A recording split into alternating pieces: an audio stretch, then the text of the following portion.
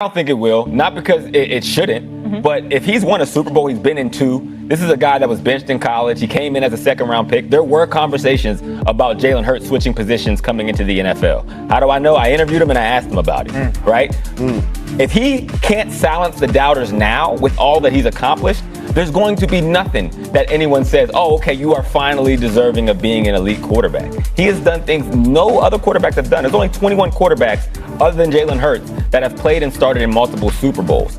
18 of them are guaranteed to be Hall of Famers. That is rare air. So yes, you cannot penalize him for having the resources of good receivers, a good offensive line. Does it help? Yes, that's your job. To set up a system where your quarterback could be their best, and when you need them to perform, they do so. And Jalen Hurts has done that in every big moment. Who's the quarterback that gets to and wins the Super Bowl without a good team around him? I'll wait. Like typically teams that have a chance to compete for a championship, they're good teams. And so it feels like there's a bit of a moving of the goalposts when it comes to Jalen Hurts. Now, I'm willing to come on here and admit I was wrong about Jalen Hurts going into the 2024 season. I said that I didn't think he was a top 10 quarterback.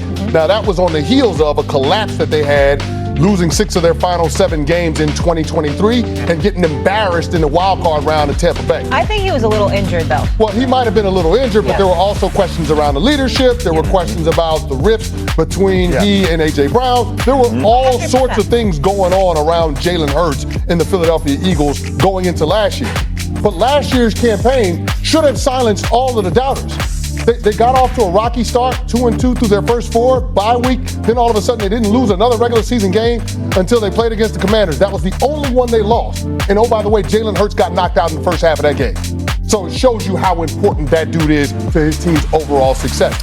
I don't understand why everybody is so quick to dismiss what Jalen Hurts has accomplished when from a resume standpoint, he is the only one currently rivaling Patrick Mahomes. When it comes to all of his peers, he's the Super Bowl MVP, multiple Super Bowl appearances, in the playoffs every single year, and 2 of those 4 playoff runs resulted in his team being in the big game. They're holding his past against him. That's what I feel like. They're not looking at the last few years. That's what I believe, how he came in. The NFL has a way of holding how you came into the league. Confirmation bias. All the way through. 100%. Like, you have to prove that you're not a second-round pick. You have to prove that you weren't better than Tua Tagovailoa and you were the better option. Because when it comes to quarterback, even the elite quarterbacks in the league, we sit on these shows every day and we talk about how they can't win the big one. How they can't go against Patrick Mahomes and best him in a head-to-head scenario. And Jalen Hurts has done that consistently. He's won the big one, but I don't know how much credit I should give him because the team around him is so good. Kevin, can we listen to how ridiculous that sounds, Paul? If I'm going to play devil's advocate, I think Hurts should have been higher on the Jeremy Fowler list last week. It was canvassing.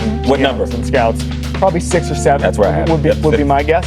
I think the context that NFL GMs are using is they saw Jalen Hurts 2 years ago without a running game. You get Saquon Barkley, and I think in the league's minds, most defenses are deciding, do we stop Saquon Barkley or stop the passing game? And then that ends up, when you have the best running back in the NFL, that ends up opening up the passing game for the deep shot and all that stuff. I think that's the argument people are making. I think Jalen Hurts is being disrespected and those kind of things, but I do think that weighs in. We saw what it looked like 2 years ago, then we saw what it was last year. I think that's it, Canty.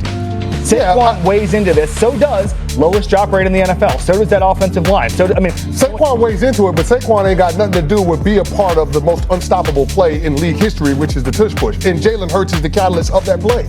Like, I'm just sitting here thinking about, they literally are trying to change the rules for a play that Jalen Hurts executes that makes the Eagles one of the most unstoppable offenses in the National Football League. Now, I'm not going to dismiss the importance of Saquon Barkley to that team going on a championship run. But Saquon Barkley didn't win Super Bowl MVP. That was Jalen Hurts. Jalen Hurts led the league in completion percentage above expected. That is literally a metric grading the degree of difficulty of throws. So when we have the conversation about high-level quarterback play, and it doesn't look like some of the other elite quarterbacks around the National Football League, and people want to dumb it down, why does the methodology matter if the end result is the team having success at the highest level of the sport year over year? It shouldn't. How many quarterbacks could win the Super Bowl in that system? 9, 10? Now we're getting to a hypothetical that we'll never be able to Well, prove. I think that's one thing. No, that's the question. I don't know the answer. You guys know better than me. I'm asking the question. That's why this conversation, I think, really started with Cam, by the way. Right. Because I think there's part of Cam, and I hate to speak for a grown man, that's thinking, if I had that team, if I had those kind of weapons, what could I have done? I feel like that's what sparked that. And it's not disrespect at Jalen. This is the problem with the quarterback conversation, is you think because talent makes you perform your best in the biggest game. And that is the differentiator of Jalen Hurts. When he got in the biggest game where the stakes mattered the most, he had his best version of himself. Talent doesn't allow you to do that.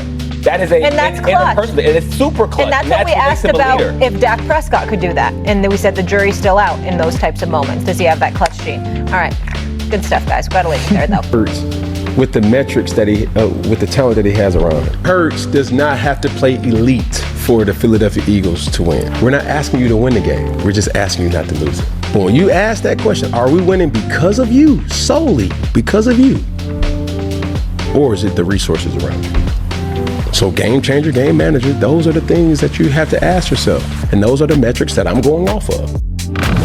What do you make of what he said there, Nick? Well, I mean, I think it's hard for me to disagree with him because he's saying it's his opinion based on what he's seeing. But I do think that we have to be honest about quarterbacks in this league is we move the goalposts on them. And that's what happens. Like, first, can you be a starter? Then once you're a starter, can you win a playoff game? Then it's, can you win a Super Bowl or can you win an MVP? That happens to all the quarterbacks. Like, we still have Lamar Jackson and Josh Allen. As great as both of them are, we still are critical of them. Now, the thing about Jalen Hurts is, he did win a Super Bowl. He played great in 2 Super Bowls, and you would think that that answers all the questions, but it's not going to until, it reminds me a little bit of Dak Prescott. Obviously, he doesn't have a Super Bowl, but it's like, once you sign the deal, can you do this? We're going to keep moving the goalposts, and he keeps answering the call, so as long as he does that, he's fine. And why are we punishing Jalen Hurts? It's not his fault that he's got the best offensive line, 2 great wide receivers, Saquon Barkley. That's the team that has been assembled around him, and he's done exactly what he should have done by taking them to 2 Super Bowls, winning 1, playing well. I'm not going to penalize Jalen Hurts because he's surrounded by great talent all around him. I don't think anybody's wrong for analyzing somebody's game in the midst of a season. But when you look at the whole body of work and you say, man, can another quarterback go in there and do what Jalen Hurts did?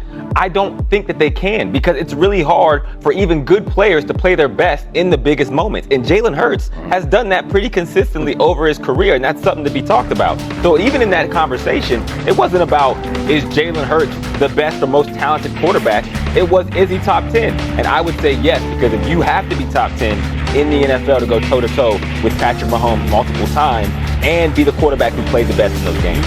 These things fluctuate, and they're a good example of how, in some ways, and I fully recognize as I say this, that I have spent 30 years being a part of this conversation, but how meaningless these conversations actually are. Because, I mean, look, a few years ago, remember when Lamar Jackson wasn't a top 10 quarterback in the NFL? Like, that was a topic for a while. Remember last year when Josh Allen was the most overrated quarterback in the NFL, and then he went out and won the MVP and had one of the great seasons of all time? So now Jalen Hurts isn't a top 10 quarterback. He was at Disney World last year, right? Is where everyone ultimately wants to wind up. So there is a meaninglessness to it.